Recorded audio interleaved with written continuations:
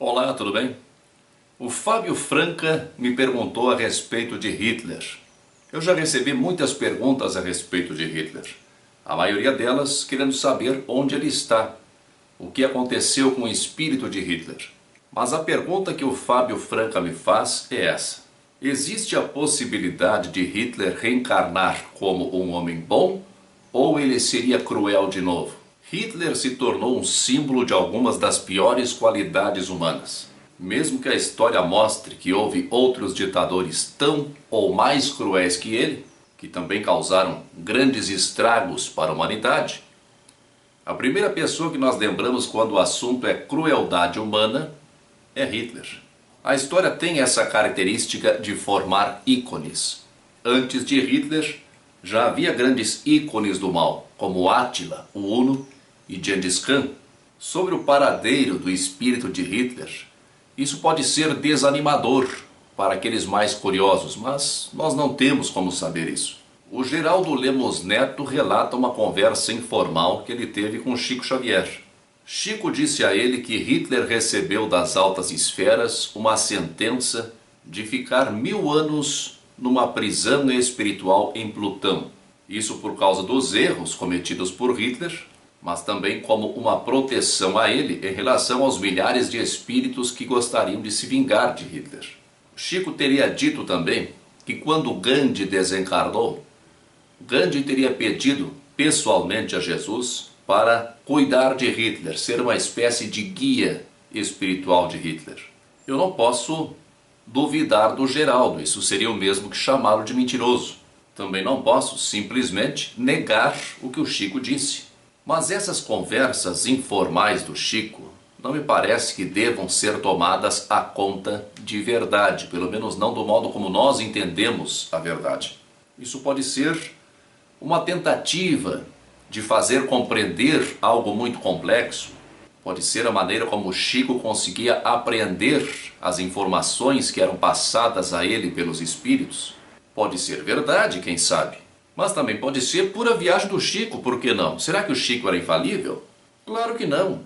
Existe uma tendência no movimento espírita de dizer amém para tudo que o Chico e o Divaldo falam, mas eles são seres como nós, um pouco melhores, mais esclarecidos, mas ainda seres como nós.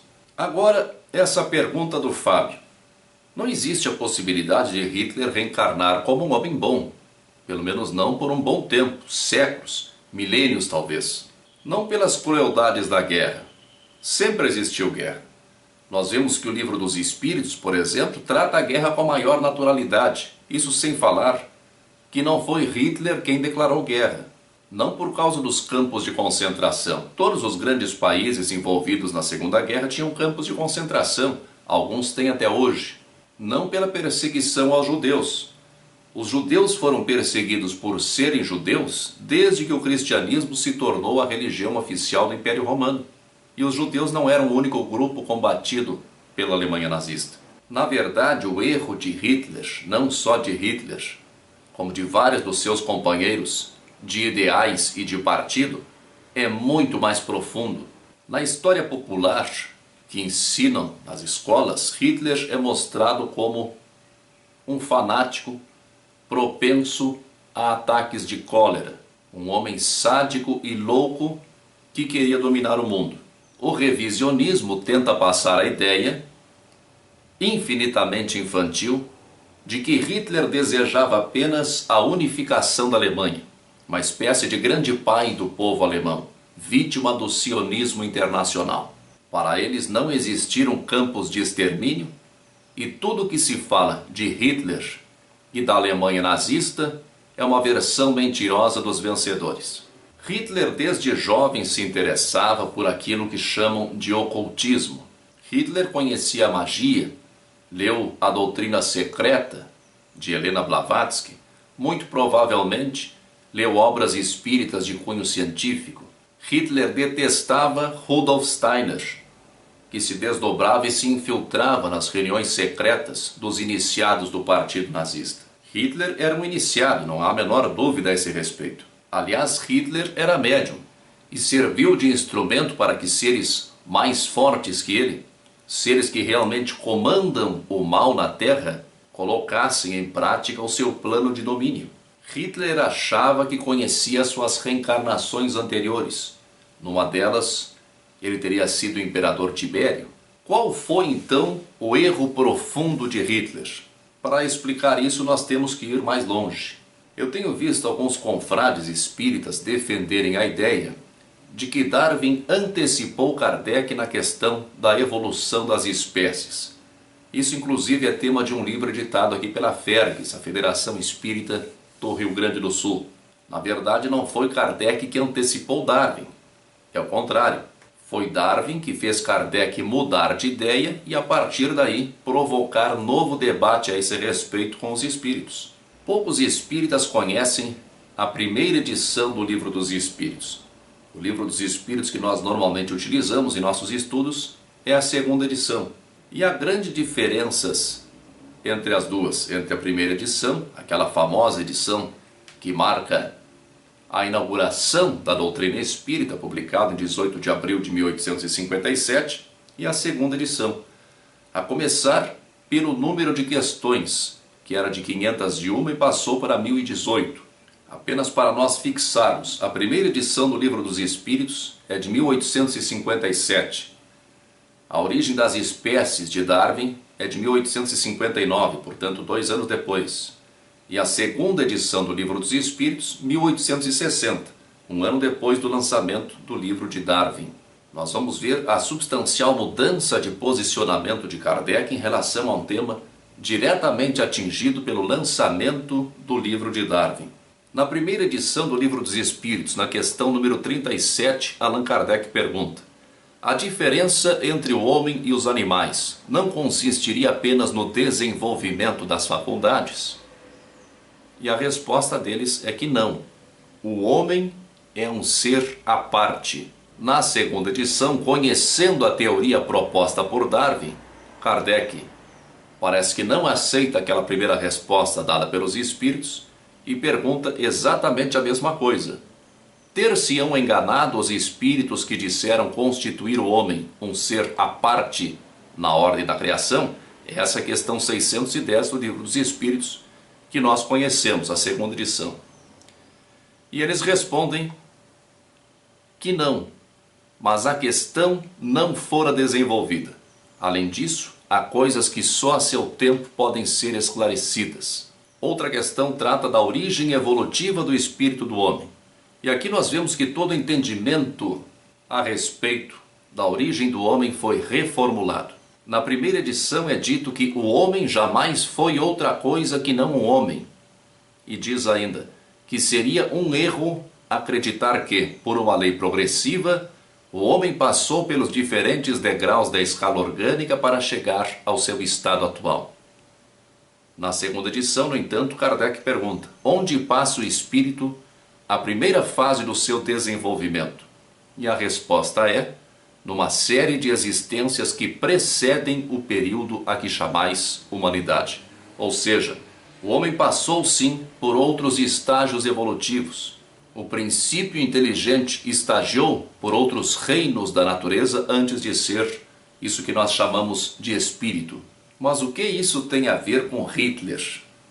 Nós vamos chegar lá. Por que os espíritos disseram, na primeira edição do Livro dos Espíritos, que o homem é um ser à parte na criação? Porque a ideia de evolução, que surgiria 2 anos depois com Darwin, essa ideia oferece muitos perigos.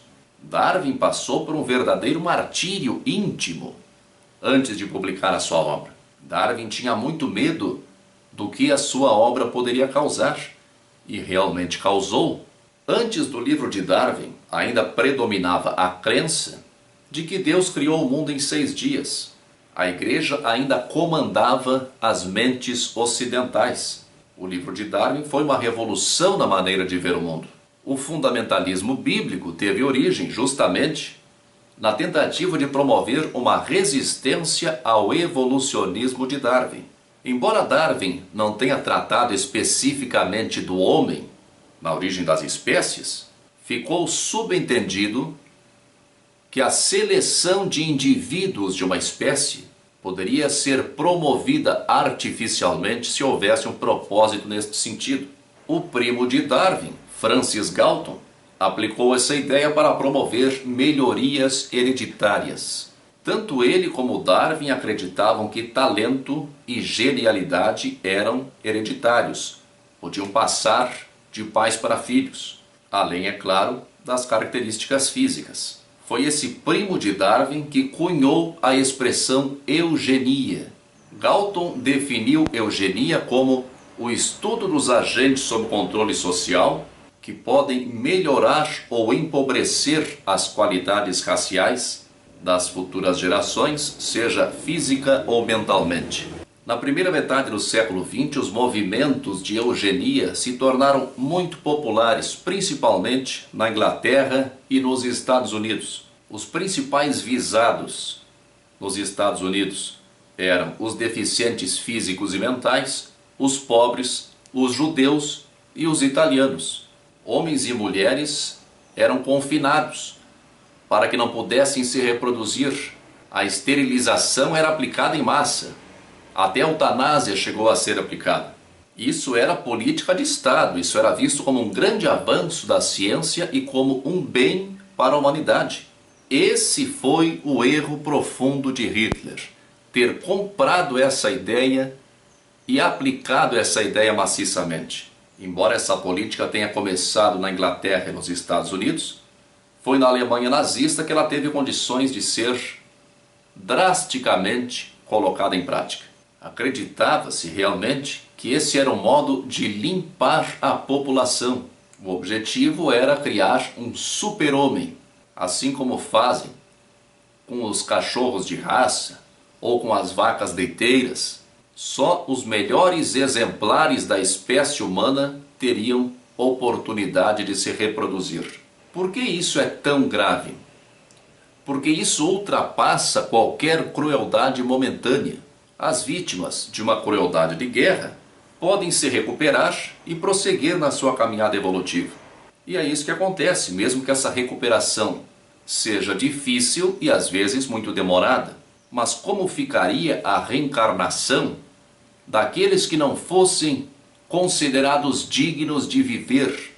A pessoa que tem uma deficiência física ou mental, ela é quase sempre portadora de um estigma kármico, ou seja, essa deficiência tem origem no espírito, a partir de um equívoco produzido ou sofrido por ela mesma em uma outra existência. Ela não consegue simplesmente se livrar dessa deficiência antes de reencarnar. Esse espírito então estaria permanentemente proibido de reencarnar, pois se ele teimasse em reencarnar, seria imediatamente abortado por causa da sua deficiência.